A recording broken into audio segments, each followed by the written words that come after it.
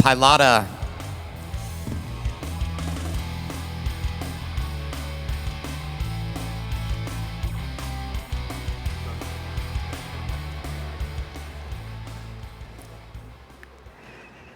Hi, everyone. My name is Sanya Shah. I am the CEO and co-founder of Pilota, and we are here to solve flight disruptions.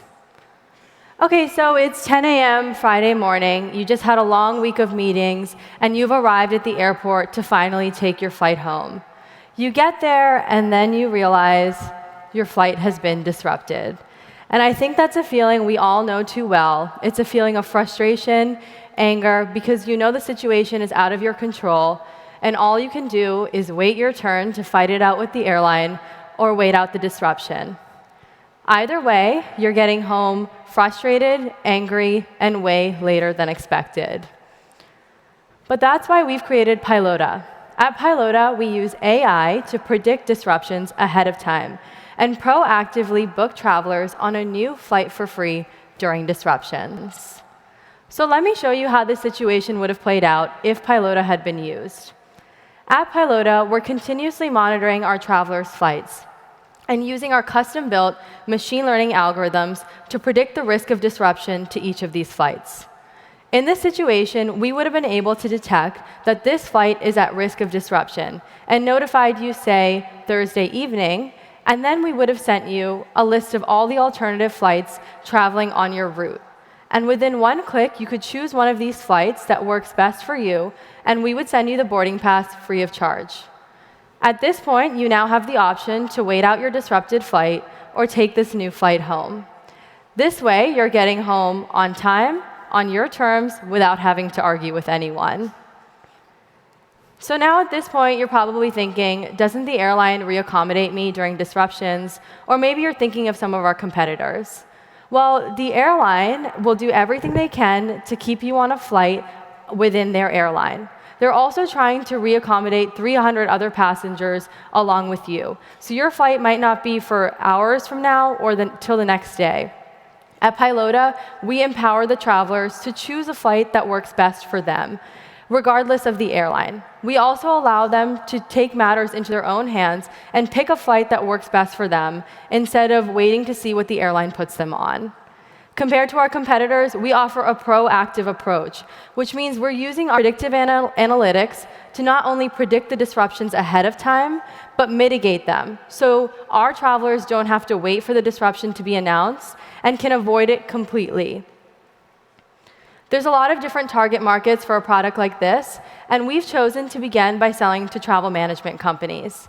This is because not only can Pilota provide an enhanced customer experience for their travelers, we can also greatly reduce the staffing and operations costs of these TMCs by using our analytics to help them dynamically allocate their on-call teams and reducing the process that typically takes hours for disruption management into a matter of minutes. For our revenue model, we make revenue through two channels. We charge a transaction fee, which is dynamically calculated on each flight that we protect. And this comes out to an average of $15 for a US domestic flight. We also charge a monthly subscription for our analytics. Apart from travel management companies, there's a larger opportunity here for Pilota. We've already had early talks with airports and airlines to leverage our technology for their internal operations. We also plan to upsell to insurance and credit card companies and eventually go direct to consumer. We are a very early company. We've been around for less than a year, but we've made tremendous progress. We already have a working product that's being used by 2 corporate clients. We are one of 35 companies chosen to participate in the Hangar 51 Pitch Day, where we presented in front of the executive teams of large airlines like British Airways, Vueling, Iberia.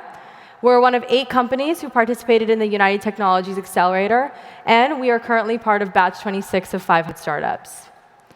This amazing progress would not have been possible without the team that I have beside me. My co-founders and I met at Cornell Tech when we were getting our master's degrees. I was getting my MBA, they were getting their master's in computer science. Between us, we have experience leading technical teams at startups, large companies like Amazon, founding our own companies. We even have a licensed pilot on our team and an IEEE published researcher. On our advisory board, we have Josh Hartman, the former CTO of Travelocity, and Dr. Kashish Arora.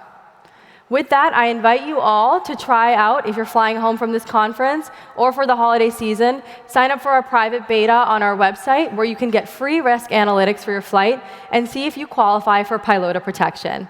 Thank you, and please head to our site. Thank you, Sonia. Nice job. Dragon? I have two questions.